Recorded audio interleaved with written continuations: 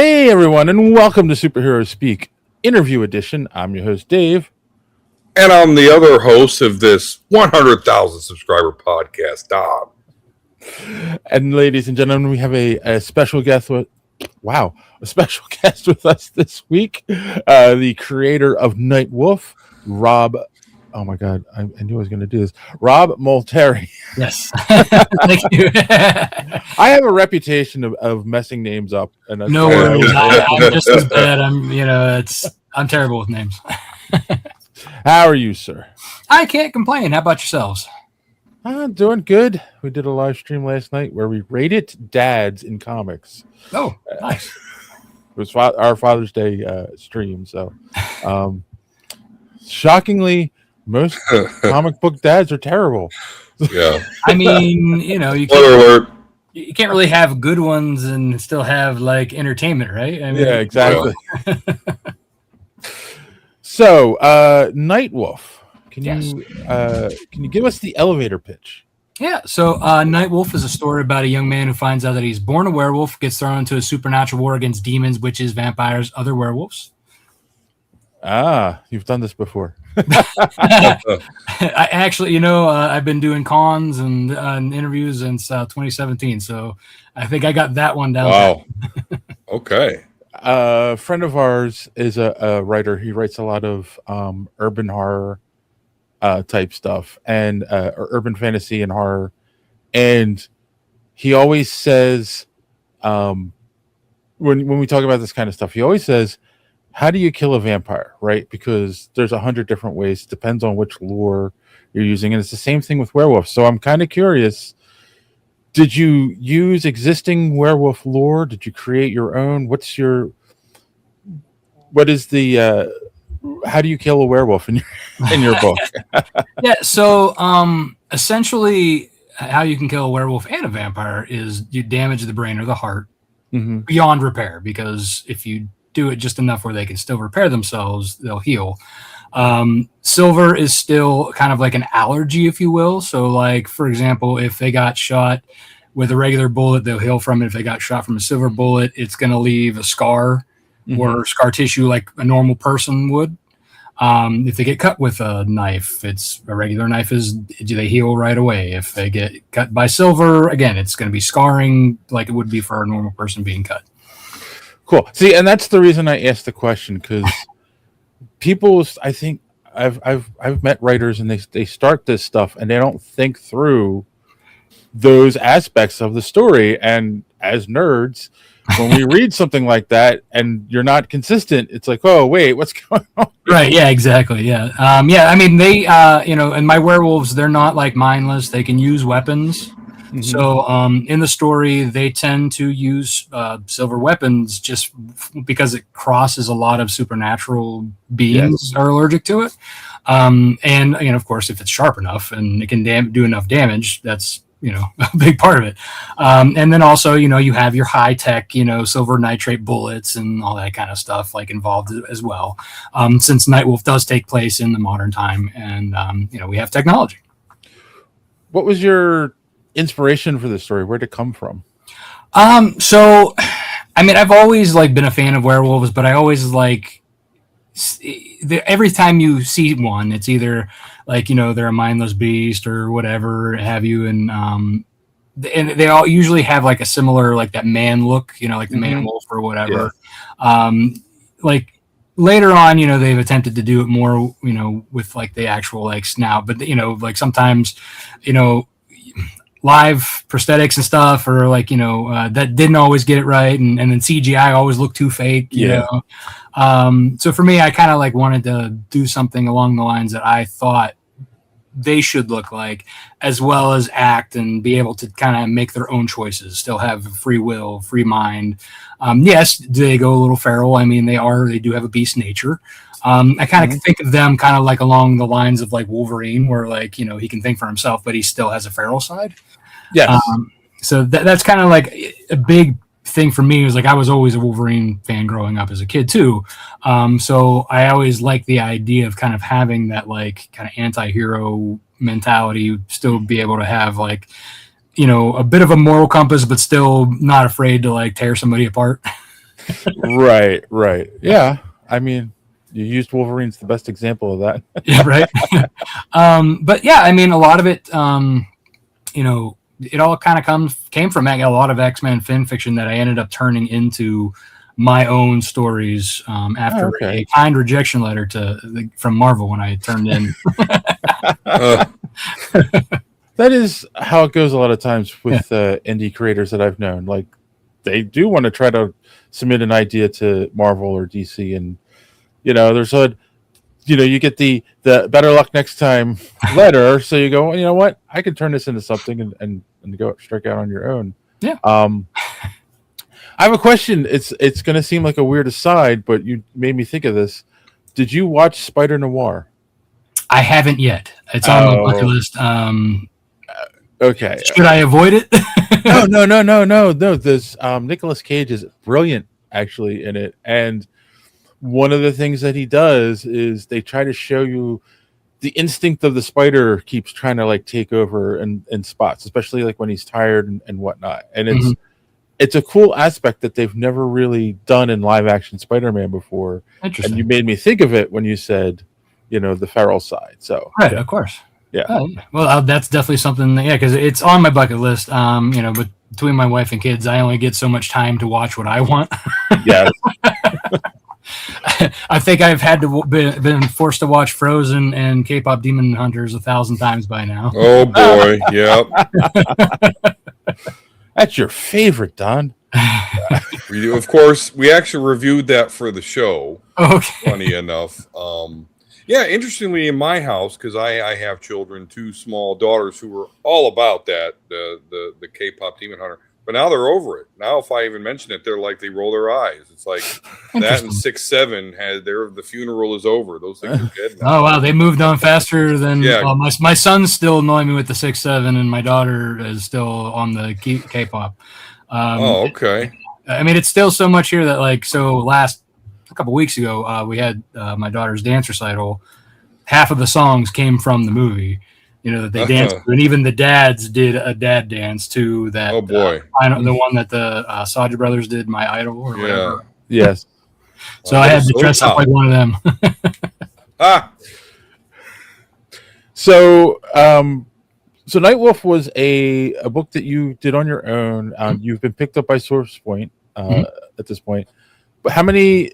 I guess my first question is, how many issues did you have before Source Point picked you up, and what is your plan for the book? Like, is it a 4 issue series, or is it ongoing? Like, what's your thoughts? Yeah, so Nightwolf has always been planned to be an ongoing. Okay. I am currently up to issue 11.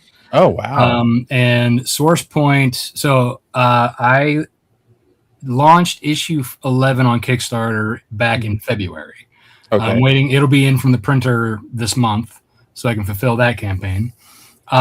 When I talked with Dirk, I met him in person. I've known him, been friends with him on Facebook for a while, but this is the first time that we met in November at the Akron Comic-Con. Okay. And I just walked up to him and said, "Hey, we've known each other for years, but this is the first time we've ever had a face-to-face. How that goes, right?" Yes. So we got to talking, and he was talking about how, he Source Point was kind of having a revival, and he was taking over along with Josh. And my mind had always been that going to retailers and trying to get into it on my own, doing singles, was a tough battle that I did not want to take. So I always had like a retailer tier on my Kickstarters. I still do. But I knew that if I was going to get into distribution, I had to have my final story arc, which this story arc ends at 12. Okay. And because then that'll have like 3 additions to this 12 series. Because I do have them collected every 4, as you said. Yes. And then I also have a spin-off series featuring Nightwolf's mentor, Snow Paw, but in her origin story 200 years in the past in the 19th century Scotland. So that's a 4-issue that's done. And then I also have the trade of that coming in. So that's going to be the next Source Point launch. is Snow Paw Volume 1, and then Nightwolf Volume 2. Okay. But yeah, so I Nightwolf's always been planned as an ongoing. I have like 3 seasons or 3 movies laid out in my head, depending on how people want to see it. So, and I broke that down into 12 issues each. So I have like, that much planned ahead plus. Oh, wow. Continue. Whereas Snow Paw, like I said, it was an unexpected spinoff because I have other titles that I wanted to work on, which actually they make an appearance in Nightwolf issue 2, chapter 2 for volume 1, as a quick kind of like establishing that these characters all live in a shared universe. So when I told my audience, I actually was like, hey, which book do you want me to do next? And I kind of slid her in there as an aside just to see what the reaction was, because she grew on me as one of my favorite characters writing her as well. So I kind of was like, would have liked to seen how her origin story, because she, like I said, 200 years in the past. So you can take her from then all the way to the modern time now. Right. I have like plenty of time to play with. So again, ongoing, plus I could either do multiple small series for her or just do an ongoing, it's all up in the air. 18th century Scotland. Are you part Scottish, or was that just? I am a very little bit. Okay. So on my dad's side, I'm mostly Italian and Hungarian. Right. And then on my mom's side, I'm pretty much every European national. Yeah.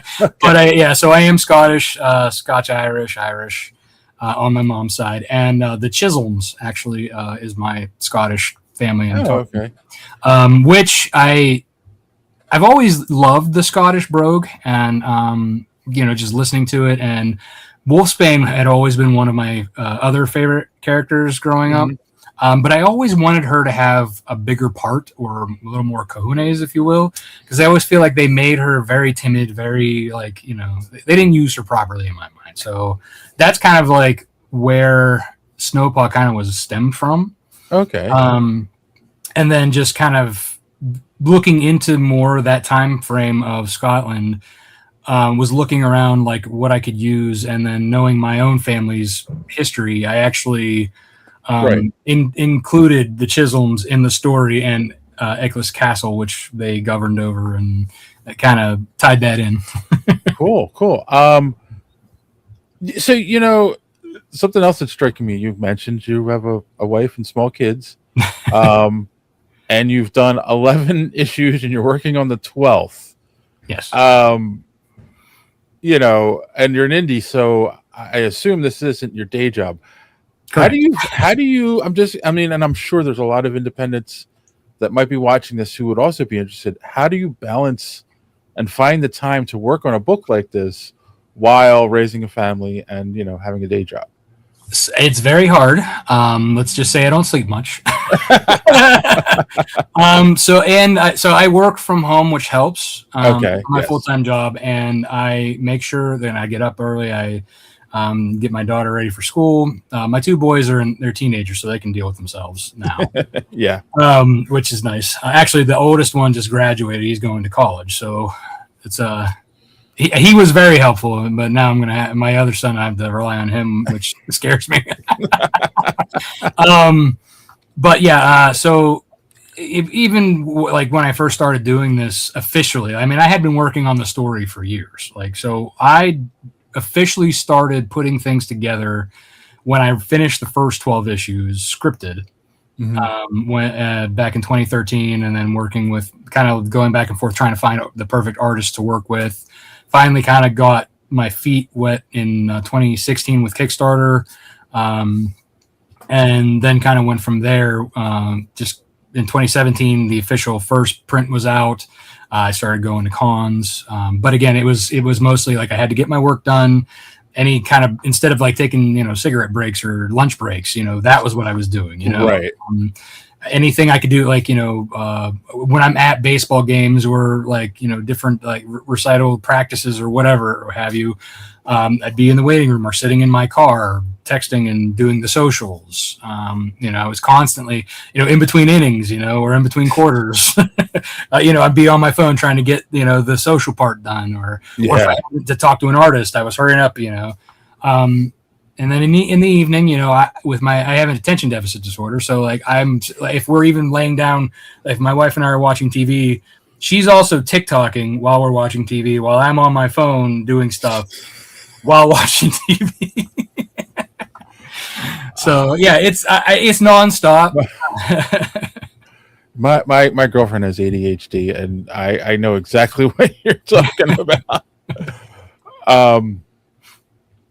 Yeah, no, it's cool. I love it because you can tell there's a passion there for this. Like, this isn't just something. Oh, well, let me give it a try. Like, you're dedicated to it, and you love it. And you're writing. You're not doing the art, right? Do you have an artist? So I do. I have an artistic ability. I did the original character designs. Okay. I just know that I'm not as strong as what I wanted the book to look like. Yes. Plus, I knew I would not have the time to do it all. I mean, there was no way that I was going to be able to do it all in a timely manner to get these books out. I mean, I probably would be dead before the first, story arc would have been. So I knew that because it was my story, I had to focus on the writing.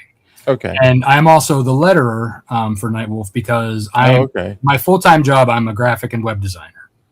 So basically I put the books together. I do a lot of the art management basically the only things I don't do are the illustrations and the colors. I can do cleanup art. Like if I miss something during the approval stage, like if something was backwards or like, a sword was in the wrong hand, I could easily fix that before going, to giving it to the colorist or, and then sometimes I have to even fix it then too, like in Photoshop if I missed it then, So I'm able to do cleanup as well as when I'm doing the lettering and everything, putting the book together.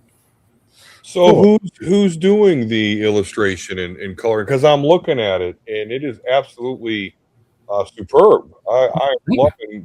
It looks like almost like Invincible kind of style, which I love.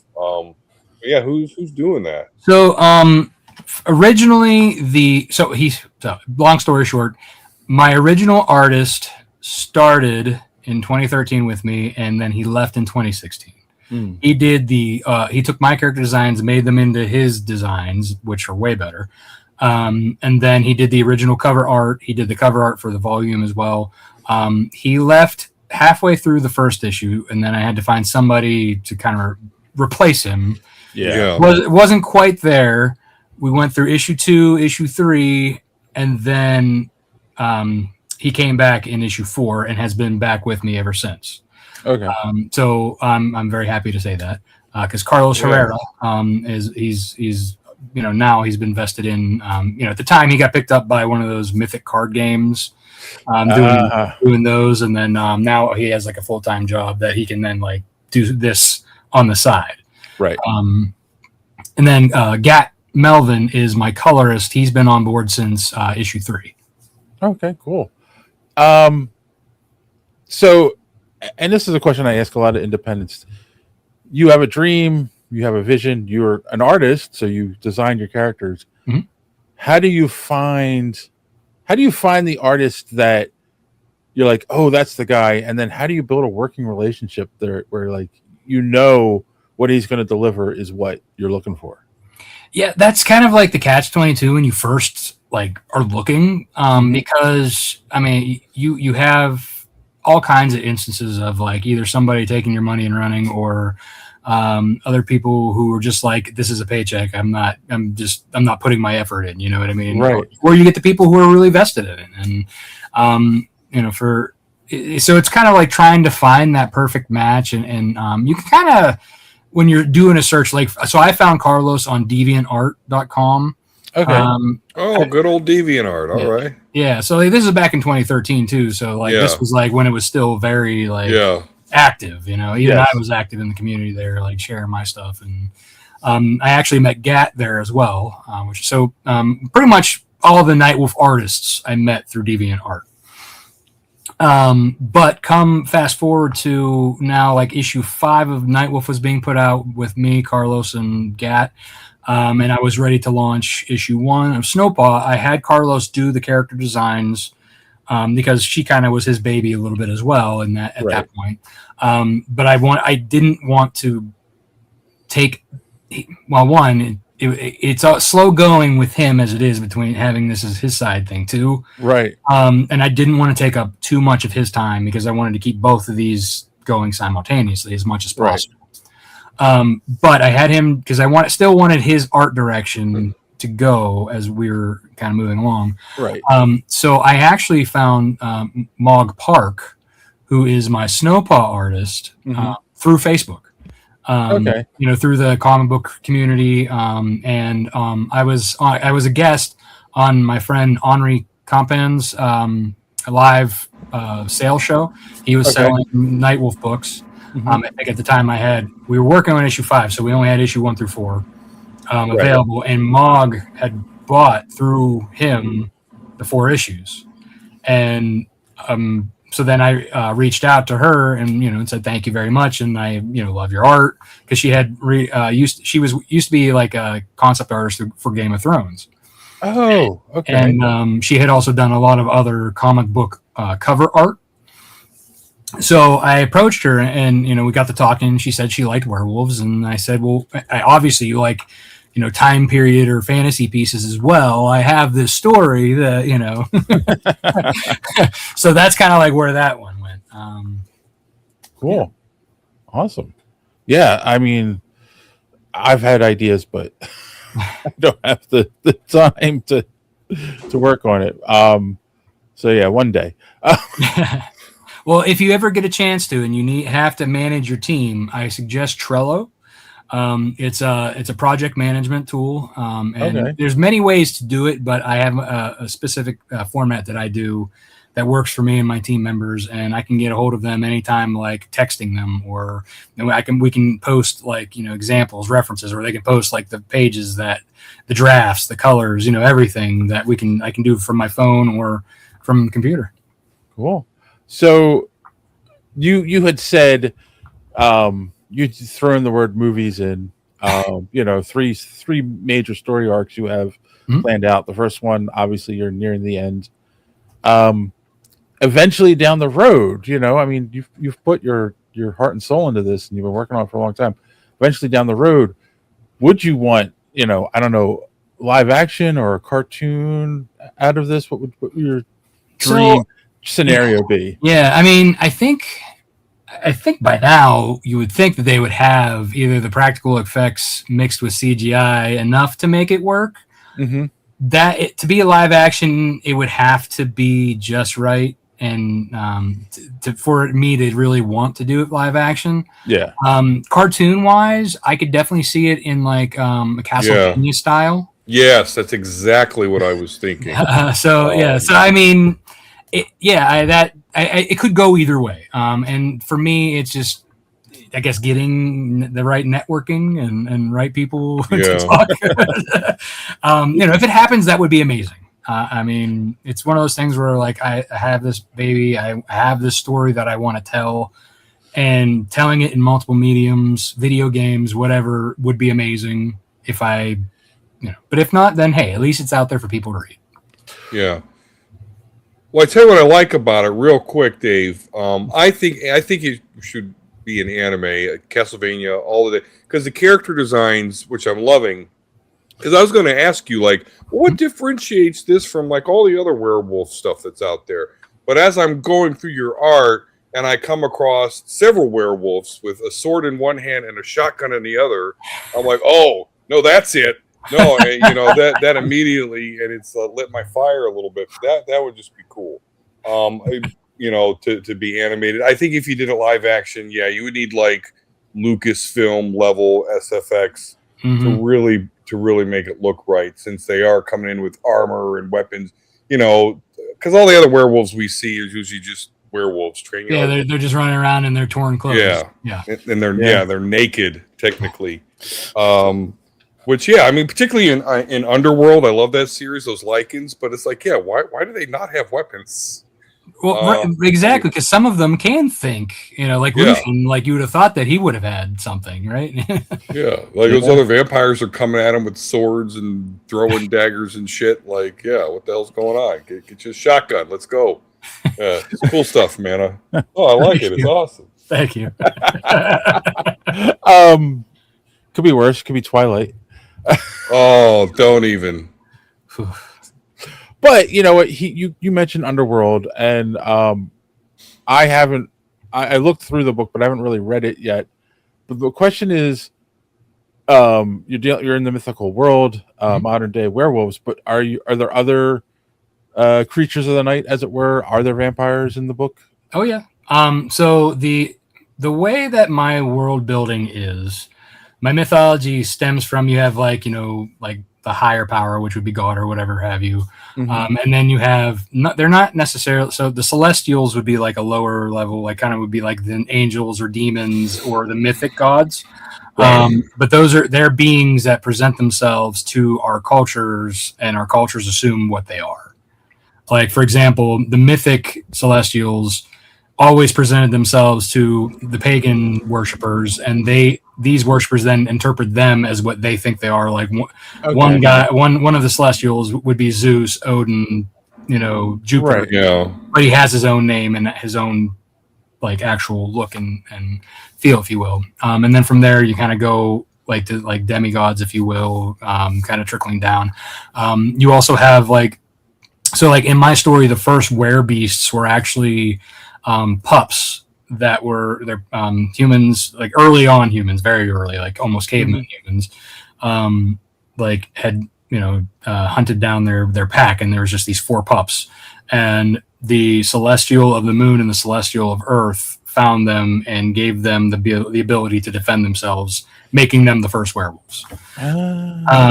So there is a lot of like fantasy mythology and theology all mixed into this, as well as now there's science, because I also have like the FBI Special Investigations, who actually has their base in what everybody would be considering like Roswell, or all those hidden places, bunkers or whatever. But inside, it's not just aliens; they have also like minotaurs and werewolves and glasses and like mermaids and stuff.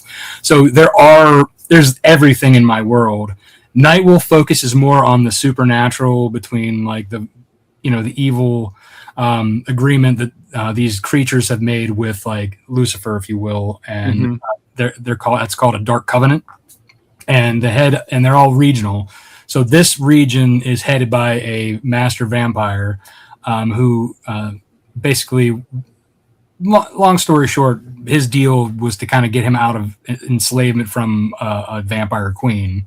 And then he just encased the entire vampire hive into his covenant, along with witches and other werewolves and all kinds of demons, if you will. Like, I mean, it's the whole thing that kind of, and then there's also obviously the good side, who has to kind of counteract, but they're always the ones that are like the step behind, if you will. Who are some of your favorite authors? So I've always been a big fan of Tolkien. I've been a big fan of Chris Claremont. Comic-wise, like I grew up on his run of basically every X title he ever touched, including like Excalibur and all those other ones, especially X-Men. But yeah, I mean, Tolkien was a big influence for me. Because like, you've got a whole world, and it's just it's obviously it's those kinds of guys that write that stuff. I mean, Claremont is it's the X-Men, but there's a whole, I mean, this is our X-Men guy right here, but it's a whole like mythology behind that. Every character has a backstory, so it's world building. I'm just and what I'm getting at is, so if somebody else comes up to you and they want to get into writing, and they want to get into writing stories like this. What's a piece of advice that you give to them, on like how to approach it? I mean, so for me, I always tried to take what I know and what everybody knows and put my own spin on it. Okay. Obviously, like, there's a lot of similarities in cultures about, when you talk about werewolves, when you talk about vampires, like you said, there's all these different things, right? Right. For me, it's take what I know and put a different spin on it. Same with religion, mythology. Like for me, it's like, okay, well, why do these all exist together? And why are there all these intricate things that tie them together? Oh, because there's beings who come to people, and this is what we as humans interpret them as. Yes. Like that kind of stuff. Like I wanted to be like something that's like, it's similar, people can relate to it, but yet it's different enough that they're like, oh, that's a nice new take on it. I'd never thought of it that way. So that's a lot of that to that. And then like when it came to like building my universe, for me, like I never got to play D&D with friends because like I'm from a small town, and I probably would have got beat up if I even said D&D. Yeah. Okay. But like I still had the books, right? I still had that to kind of help me when I was creating my deities, if you will, my celestials. Mm-hmm. So I took basically do a lot of research, and that's with anything you want to write. Yeah. Do your research, make it feel like it could actually happen. Build your world, because if you have a world that they can live in, that you can stand behind, then it feels real to them and it feels real to you. Yeah, no, definitely. That is always the key. Because when you're saying, you build the world and that you can believe these characters live in, because when you don't do that and you throw a character in just to move the story forward, and you have plot holes. Yeah. If you have established rules of what they have to follow within the world that you build, then you kind of are able to keep that encapsulated, and you're not just throwing out, a MacGuffin. Yes. Yeah. All right. So book 11's at the printer. It's at the printers. It should be here in a couple weeks. Is book 12 written? Book 12 is written. And Carlos is actually just waiting for me, because again, I wrote these all back in like 2013 was when I wrote the end of that. So I need to go through the script just to make sure, because as I went, I've kind of updated. Yeah. And when I was lettering, updating things. Plus, when I first wrote it, before knowing Carlos, I wrote a lot of American slang. Carlos is from Chile, right? And I have to be very specific about what I want him to draw, not using slang. Yeah. So I have to go back through and clean that up before I hand it off to him. Yeah, no, I mean that is an interesting thing. Like, I'm by day I'm a software engineer, and I've worked with people from immigrants from India and Russia and whatnot, and English isn't their first language. So, like, when you're communicating, like, you gotta keep the idioms and the slang to yourself, because they're like, what? Yeah, right. And then you have to re-explain yourself. So it's an important skill, boys and girls, when you're working with people whose English isn't their first language. We say a lot of weird things in English. We most certainly do. I am an analyst, and I work with people that aren't from other countries, and I still can't understand what the hell they're saying. You need a slide deck. Oh, you mean a PowerPoint? Okay, no problem. Like, it's insane. So and how many times, like what? So like when somebody says I need a flash drive or a thumb drive or a USB drive, okay, which one is? Yeah. Right. Yes. So funny. So many different ways to say the same thing. Upload your CSV. You mean my resume? It's like, come on. Oh my goodness. Deal with it all day, every day. I don't know what about corporate America. It makes people feel way smart when they just invent words. Oh yeah, and they love to use acronyms that actually. Yeah. Oh my God, the acronyms! Don't even get. I've been in many meetings and I've been like, "There's too many TLAs." Three-letter acronym. Yeah. Yep. So what kind of back to the book? What kind of pace are you releasing them at? Is it twice a year, once a year? So I try to do. So when I first started, it was once a year, okay. And then it picked it up to twice a year. And then I felt that wasn't enough, but because I'm relying on the art, that's when I started throwing in Snow Paw and then kind of doing each of them. Unfortunately, with Mog's schedule, that still remained a 1 year thing because of her schedule. But it is what it is. But yeah, I kind of threw other things in the mix as well. I mean, I did a whole kids book based on my characters, like Muppet Baby versions. Cool. Plushies, the company that I dabble in a bunch of things just to keep myself busy. Right. Because as you know, with my ADHD, I can't sit still, and if I'm waiting on something, I need something else. Yes. Yeah. Oh my God, I don't know how many times it's been like she'll sit there and say, "Oh, we should start watching this show, some whatever on Netflix, whatever." I'm like, okay, and we'll sit down and we'll start watching it, and then all of a sudden she'll like get up. Oh, I got to do this, and then say, oh, what happened? And like every time she doesn't watch a lot of TV, so like. So what's funny is like I've actually mastered my I was gonna say lycanthropy. I've actually mastered my ADHD. I can multitask better than anybody. Like it's ridiculous how quickly I can like switch from something to something to something to something and get back into it without like really losing my track of it. And it's insane. So like I said, I could do this, but yet like I'm watching the TV like this, going, as I'm going like typing in it, and then my wife's like, as she's watching her TikToks, what happened? This and I'm like. Yes, we watched Will Lasso up through. We were almost done. I think we were up to the end of near the end of the second season, and then she got distracted, and we hadn't sat down to watch, and we never went back to it. And like I've seen social media, I know what happens in the show, but it's still like I loved that show. But it's also that you're married.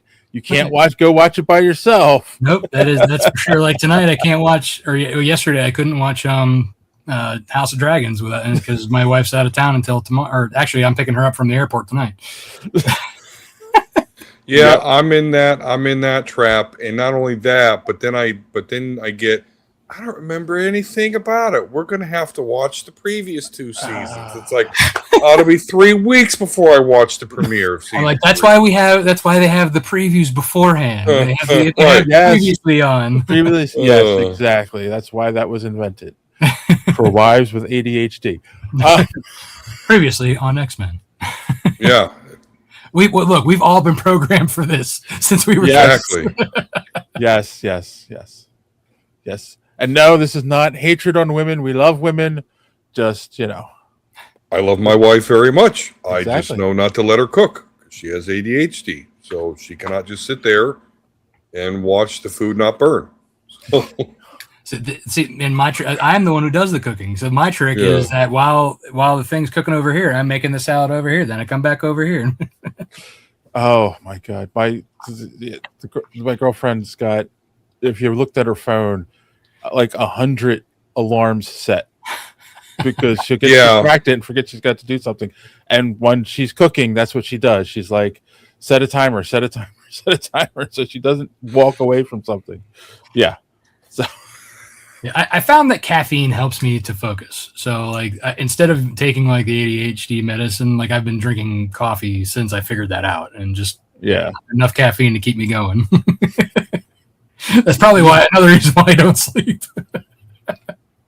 Exactly. Yeah, and that's another thing though. She has trouble sleeping, so now she has a new rule of no caffeine after 4:00 in the day, and so it works somewhat. But again, then it gets worse at night. Sugar too. Sugar's another thing that if I have in the afternoon, then I'll have trouble sleeping. Much later because then I feel bad. No, I do. I feel bad because I'm the exact opposite. I'm a morning person. I wake up with a bunch of energy. As the day goes on, I get tired and more cranky. But I could literally drink me a nice old can of Diet Dr. Pepper 5 minutes before I lay down in that bed, no problem. Like I've just I can too, and she gets mad at me for that. Well, physically though, that's the thing. Caffeine does not keep me energized. It only keeps me focused. So I could be dead ass tired laying in bed, but this thing is still going, and that's what's keeping me awake.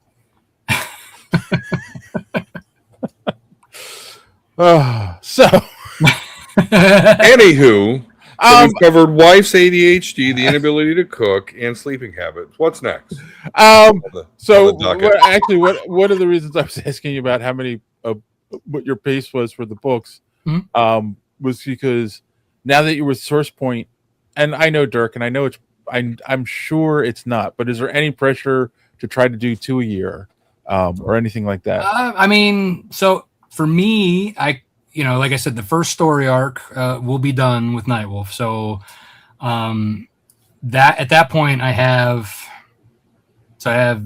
Volume 1, Snow Paw Volume 1, Nightwolf Volume 2, and Volume 3 that we could sprinkle out. Yeah. As we go. So that gives me, if I do 2 a year, that gives me basically 2 years to put more out. Yeah. No, I didn't think about it. That's true. That's true. That's actually a really good place to be in then for you. Yeah. Like gives you a lot of padding to have books constantly coming out from Source Point without having to like reinvent the wheel or push yourself. So that's cool. I mean, so for me, like it's always been getting to like that collected edition, especially going to cons, because as I mentioned before, single issues, like the whole, return on investment there is very minimal because you have to keep up with the Marvel prices, right? So, because everybody is like, oh no, you can't have a 24-page comic book cost more than $5 unless it's a limited edition, and then you can. Don't get Don started on the price of the big twos books. But I mean, as an indie, though, for us, like it costs us more, So we still have to keep up with that. I don't argue. I never argue price with an indie creator, but Don remembers the days when 60 cents when we were kids. Well, 60 cents, $1, and I remember just getting more story per comic. I think the whole like post X-Men House of X, Powers of 10, the whole Hickman thing, him getting kind of, I don't, there's multiple theories. It's either got tired or he got accused of plagiarism, so they had to downplay his 10 Lives of More aspect. But I really got punched in the gut with the post Hoxpox X-Men because it seemed like they just went nowhere for like 2 years, charging me $5 a book because they didn't know how to get out of this trap that they were in from, again, Hickman's. And I didn't even think it was that much of plagiarism. Like, I understand where he got the idea from. I didn't think it was plagiarism. I didn't think it was something they needed to like stop and bury, but they felt they did. And I don't know. Yeah. And back then it was $4 or $5 a book. And I'm like, what? I got to spend $25 before I get a semblance of story here. Oh, yeah. And I remember going every month to my comic shop and I had like a stack, that much back in the day, and coming out of there like, maybe $30, for, a couple dozen, right? Yeah. Now it's like I come out with like 2 of the colored Walking Deads, and I'm like, God, was that like $12 or like $14? I mean, it's more. I'm sorry, the dogs are excited about what I'm about to say, I guess. That's why I like trade paperbacks. You do save a little bit of money. You usually get a complete arc and story, it's just a lot better value for me. But you're right, indies, I think from when I was doing like comic book reviews for superheroespeak.com, when I was doing stuff for the Not Big 2, they packed way more of a punch in each issue. So, you figure a 24-page book. Actually, you're not even getting 24 pages from like Marvel or DC. You're getting 16 story pages, and the rest is all like filler for like ads. And then like from an indie, like my books are 24 pages of story, and then you put that together, and then with my trades, I add an additional 16. Yeah. Yeah. So like, I mean, I want to tell a story. I'm putting a story out there for people to enjoy, not get ads. What keeps you driven? You know, like there has to be days you get up and I'm like, I just don't want to do this today. Like what keeps you going? It's I mean, there are days where I'm just drained and just like do the bare minimum. I mean, that's for sure. Especially, you know, like the really, really long days that I'm up working. But in general, for me, it's like, I know that if I don't do it, no one else will. Because this is my baby, I want to get it out there, and this is so important to me. I've been doing, like, honestly, I don't know if I just up and decided to quit, I don't know what I would do with myself. It'd be like a retiree finally croaking the day after he retired because he was so busy, you know, working. Yeah. Yeah, I've actually known, I worked at an engineering company where there's a lot of older people, and like there were too many stories where a guy retired and 3 months later they dropped dead because they didn't know what to do with themselves. I don't ever want to be that. No, I don't either. That's why I'm hoping that eventually I can shift this to be my full-time thing. There you go. I can just keep doing it until I die. What's something you hope the reader takes from the story? Mostly entertainment, to be entertained. To feel like they read something and were invested in it. I think that's, for me, like a big thing was like getting invested in the character and then feeling what they feel like, and then like being pissed when something happens that I didn't like happening to them, you know, and then like loving that, oh, finally this actually happened, or, you know what I mean? Or just, like I said, like the whole just being entertained enough that you're vested in the characters, that tells me that I did something right. Yeah, you know what? That you can't ask for more than that, right? You know, it's not like you've got a big you don't have a big moral story that you're telling, and you're trying to like send a message to the masses. Yeah. I mean, it's a fun vampire werewolf slobber knocker with some drama in it, man. Slobber knocker. I mean, that's what it is. Like, I'm just trying to entertain in the best way I can, and if you guys enjoy it, then I'm doing my job. Awesome. That is the right attitude. Oh my God! Here comes Nightwolf! Oh, bro! He's dead! He's dead! He put him through the chair, put him through the table. That's a slobber knocker. Good old JR. Yeah, as you can tell, I grew up watching WWF too. See, and I still call it WWF because right, yeah. I still don't understand that one. Like the World Wildlife Federation. Yeah, like the beaver coming off the top rope. Right, yeah. Yeah, like because there was WWF for years. It was on They had the Saturday morning cartoon. Yeah, and I mean, like from the 70s all the way through the end of into the 2000s, and then in the 2000s they were forced to change it. Why all of a sudden after this much time? I don't know. I think not that we're a wrestling podcast, but I guess for 5 minutes we could do so. I actually think they didn't fight that. I think they took that opportunity to put entertainment in their name because that was right after kind of the revelation, right? That wrestling wasn't real. So I don't know, because I'm with you. Like no one cares about the World Wildlife Federation. Or someone that does. I remember their stupid bumper stickers with the panda. I get We're it. about to get splattered by PETA. Yeah, we're gonna get canceled. Yeah, goddamn acronyms. See, they're nothing but trouble. Wait a minute, wrestling isn't real? Can you believe it? Can you believe it? Oh, next you're gonna tell me Santa's not real. I don't know what's this going on isn't wrestling. This is wrestling. If your young kids are in the car, I hope they weren't paying attention. Who was the wrestler that hit a guy that was interviewing him because he said wrestling? This is back in the 80s. Vader. Who was it? Vader. Actually, there was a couple different ones. I was gonna say because he was 90. Vader was one, and Jerry Lawler, didn't he? It might have been Lawler. Yeah, But Lawler. Although him, and I'm not referring to him and Andy Kaufman because that was a whole that was a whole other thing. Yeah. Boy, I'm drawing a blank. I can see it in my head. I just can't say the name. But yeah, no, that's definitely happened. Like over in Saudi Arabia, I think. Yeah. I think that was the Vader one, though. Yeah, Okay. that was crazy because there was like 2 wrestlers in that interview, and then the other wrestlers just like. Anyway, wasn't Vader? He gave him the Vader bomb or whatever. Yeah. Is that real? Did that feel real to you? Yes. That's I always remember that. Did that feel real to you? Sorry, boys and girls. Wrestling isn't real. All right, let's get serious for a second. So we sign off the podcast by saying, "Don't let your cape get caught in the door," which started off as a joke. It was a reference to Incredibles and Edna. Edna mode.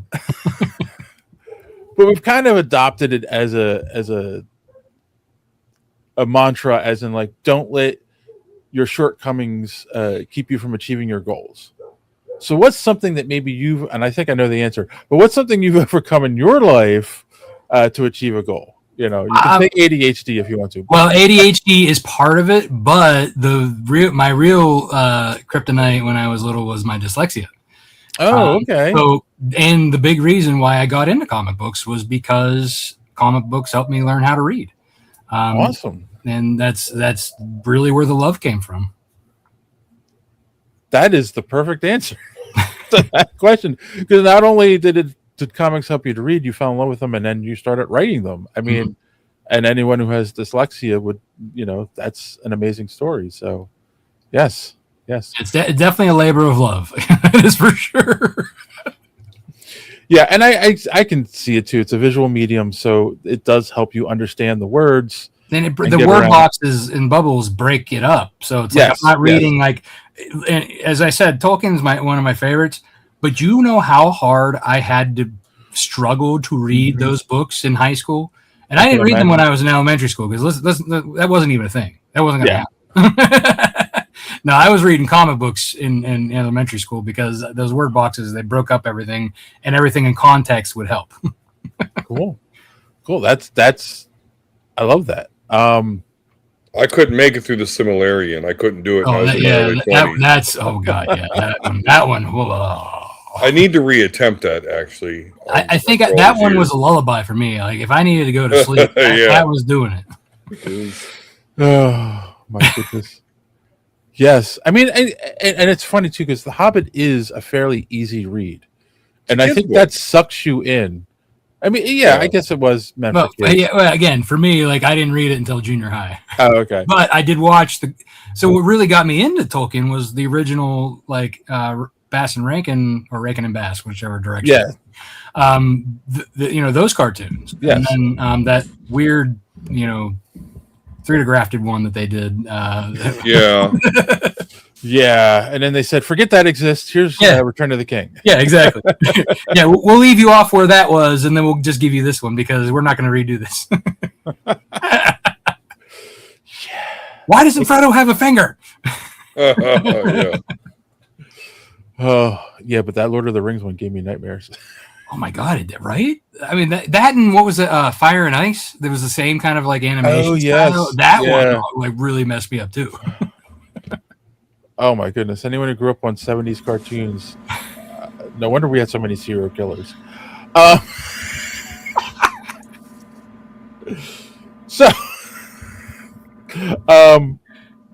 Okay, so now I'm going to ask you the most important question that I can ask you in this interview. Where can people find your books online? Where they can find you? Well, they can find me, lonewolfcomics.com. You can find me on Facebook, X, Instagram, pretty much any social media at Lone Wolf Comics, but I'm only active on those 3. You can find me personally at Robert Multari on the same 3, Facebook, X, and Instagram. And you can find I have my back issues on my website, so lonewolfcomics.com. There's a shop there. Or if you go to snowpaw.lonewolfcomics, you can go and pre-order through Kickstarter, it's still available for the late pledges for the volume 1.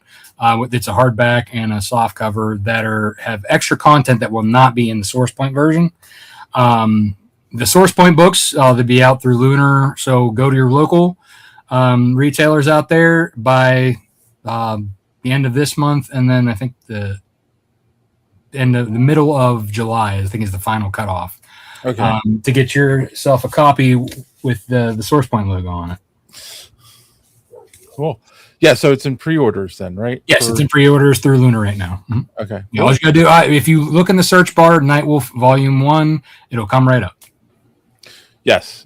And as Dan Slott pointed out to us, he was on the podcast, you got to go to your comic book shop and you've got to say, I want this book, get it in pre-orders, because that tells the publisher that people want the book. So yeah, please. Yeah, because it's not like it used to be. With if they've never heard of it, they don't order it. You have exactly. To tell them. You have to tell them. So cool. All right, and wow, we are at about an hour. The question that we normally end on is, how do you measure success?